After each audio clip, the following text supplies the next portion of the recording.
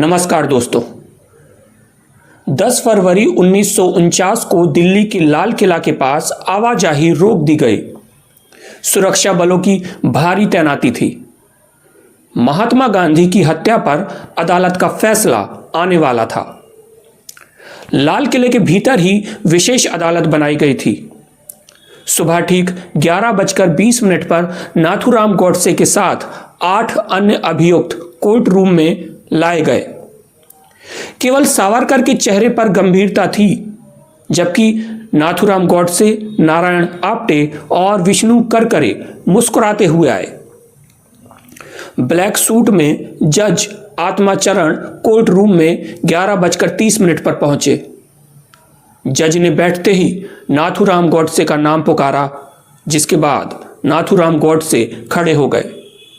फिर बारी बारी से सभी का नाम बोला गया। जज आत्माचरण ने गांधी की हत्या में नाथूराम गॉडसे और नारायण आप्टे को फांसी की सजा सुनाई। विष्णु करकरे, मदन लाल पहवा, शंकर किस्टिया, गोपाल गोडसे और दत्तात्रेय परचुरे को आजीवन कैद की सजा सुनाई। जज ने सावरकर को बेगुनाह करार दिया और उन्हें तत्काल रिहा करने का आदेश दिया। फैसला सुनने के बाद कटघरे से निकलते हुए गॉडसे समेत सभी ने हिंदू धर्म की जय, तोड़ के रहेंगे पाकिस्तान और हिंदी हिंदू हिंदुस्तान के नारे लगाए। यह कोई पहली बार नहीं था जब गॉडसे कोर्ट में नारे लगा रहे थे।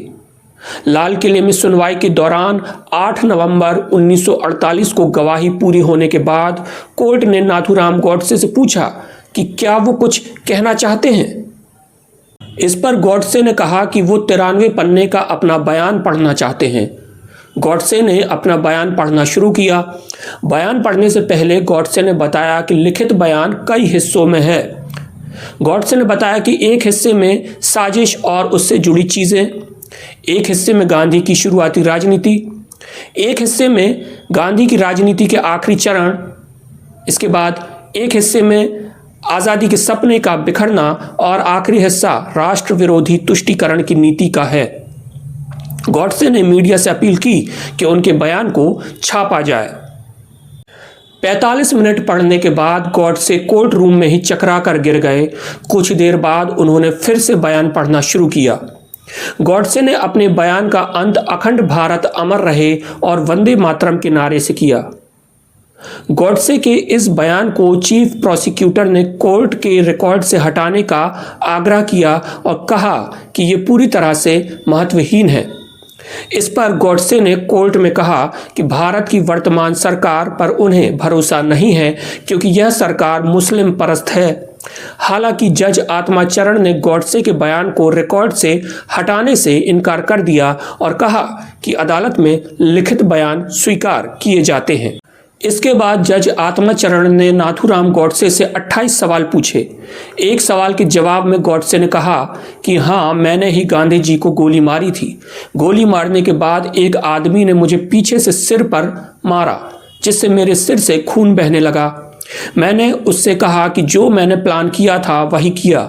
मुझे कोई पछतावा नहीं है। मैं अब मरने को भी तैयार हूं। महात्मा गांधी के परपोते और गांधी हत्याकांड पर एक प्रामाणिक किताब लेट्स किल गांधी लिखने वाले तुषार गांधी कहते हैं, यह गॉडसे का कोर्ट रूम ड्रामा था।